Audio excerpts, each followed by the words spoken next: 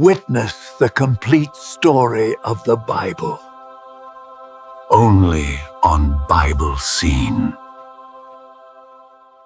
Thus says the Lord, the God of Israel, let my people go so they may hold a feast to me in the wilderness.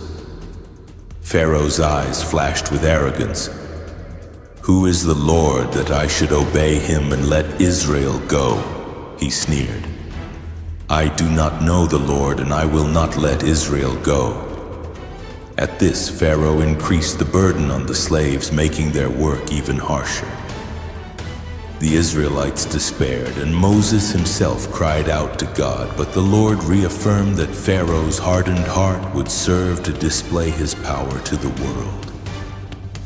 Moses and Aaron warned Pharaoh again and again, but each time Pharaoh hardened his heart, God sent plagues upon Egypt. The Nile turned to blood, frogs overran the land, gnats and flies swarmed, livestock fell sick, boils afflicted the people, hail devastated the crops, locusts consumed what remained, and thick darkness shrouded the land for 3 days. Still, Pharaoh refused to let the people go. Then the Lord announced one final plague, a blow so devastating it would break Egypt's pride. Moses walked through the land of Goshen and instructed the Israelites to prepare. Each household was to take an unblemished lamb, sacrifice it, and brush its blood on the doorposts of their home. They were to roast the lamb and eat it hurriedly that night, with their sandals on and staffs in hand, ready to leave at a moment's notice. This, I realized, was to be the Lord's Passover. An uneasy hush fell as midnight approached on the appointed night. At midnight, suddenly a cry of anguish pierced the air. It began as one, then multiplied into the wails of thousands. In every Egyptian home, the firstborn child lay lifeless. From the lowliest servant's hut to Pharaoh's palace itself, death had struck the firstborn sons. Even the firstborn of the livestock fell dead in their stalls. It was the hand of the Lord's judgment passing through to strike down the proud. Yet as I moved through the land, I saw that each house with lamb's blood on the door was untouched. In those homes, Israelite families huddled together, trembling at the distant screams, but safe beneath the blood of the lamb. The angel beside me said with solemn reverence, "The Lord is passing over those protected by the blood of the Lamb." On that terrible night, God's justice and mercy were displayed in stark contrast. By dawn, Egypt was a land of mourning. Pharaoh's own firstborn, the pride of his heart, was dead in his arms. Shattered and defeated, Pharaoh finally summoned Moses and Aaron. His voice came as a broken whisper. "Go, leave my people, you and all the Israelites. Go, serve the Lord as you have said, and bless me also." The Egyptians urged the Hebrews to depart quickly, fearing that all were as good as dead.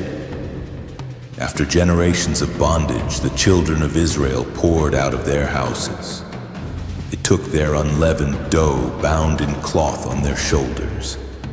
Egyptian neighbors, now full of fear and respect, gave them articles of silver and gold and fine clothing for the journey. And so, after 430 years in Egypt, the people of Israel set out in a great exodus. About 600,000 men plus women and children, a vast multitude of former slaves, marched out of Egypt toward freedom. I joined their procession as they moved from the lush delta into the open wilderness. A pillar of cloud went before them by day, leading the way through the desert, and by night it became a pillar of fire glowing in the darkness to give light. It was the very presence of God guiding his people. After some days of travel, we camped by the shores of the Red Sea, a great expanse of water stretching out before us with rocky cliffs and desert around. Suddenly, on the horizon behind us, I saw dust rising and the glint of chariots in the sun. Pharaoh had once again hardened his heart, and now he was racing to recapture or kill the Israelites. His mighty army of horses, chariots, and soldiers bore down upon us. Terror spread through the Israelite camp as Pharaoh's forces drew near. Trapped between the sea's edge and Pharaoh's approaching army, the people cried out in despair. "Were there no graves in Egypt that you brought us out here to die?" Some shouted bitterly at Moses. But Moses stood firm, his face calm with faith. "Do not be afraid," he called out. "Stand still and see the salvation of the Lord, which he will accomplish for you today. The Egyptians you see today you will never see again. The Lord will fight for you. You need only to be still." The pillar of cloud that had led us now moved behind the Israelites, coming between our camp and the Egyptians. On the Egyptian side it cast darkness, confounding their advance, while on the Israelite side it shone gently, lighting our way. Then God told Moses to stretch out his staff over the sea. I watched in awe as Moses lifted his rod toward the waters. All through the night the Lord drove back the sea with a powerful east wind. The waters trembled and parted, piling up into towering walls on our left and right. Where there had been deep sea, now there lay a dry path stretching to the distant shore. Moses turned to the people and raised his arm, and the Israelites stepped onto the seabed path. Seizing their chance, Pharaoh's chariots thundered into the sea passage in pursuit. Whips cracked and wheels rattled over the sea floor as the Egyptians charged between the walls of water. In the gray before dawn, as the Egyptians raced through the heart of the sea, I saw confusion suddenly strike their ranks. Wheels began to swerve and jam. Some chariots lost wheels entirely, axles scraping the ground. "Let us flee from Israel," shouted one of Pharaoh's captains. "The Lord is fighting for them against us." Panic seized the Egyptians. Upon the far shore, Moses climbed a promontory overlooking the sea, his staff still in hand. At God's command, he stretched out his hand over the sea once more. A great and terrible roar arose as the walls of water collapsed. The sea rushed back into its place, crashing down upon the trapped chariots and soldiers. Chariots flipped, horses screamed, and men were swept away in the foaming wrath of the waters. Not one of Pharaoh's soldiers survived that torrent. When the morning sun rose, it shone on a calm sea. Broken chariots and lifeless bodies washed up on the shore, all that remained of Egypt's pride. In a single night, the Lord had shattered the might of Pharaoh. On the eastern shore, there was a moment of stunned silence. Then joy broke out among the people.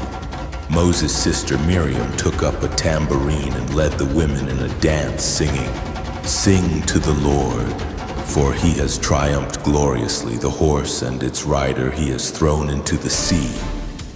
Men, women, and children joined the chorus, laughter and tears mingling on their faces. I felt the angel beside me lift his hands to heaven in praise. The God of Abraham, Isaac, and Jacob had delivered his people with signs and wonders. The story of this day would be told for generations. They traveled into the wilderness toward Mount Sinai, and though they struggled with thirst and hunger, God miraculously provided water from the rock and bread from heaven. Still, the people's faith often wavered whenever they faced hardship. After 3 months, we arrived at Mount Sinai, a vast mountain rising starkly from the desert. Moses told the people to consecrate themselves, for the Lord was going to descend upon the mountain. On the 3rd day, as morning dawned, thunder boomed and lightning flashed atop Sinai. A thick cloud enveloped the peak, and a piercing trumpet blast rang out from heaven, growing louder and louder. The Israelites in the camp shook with fear at the intensity.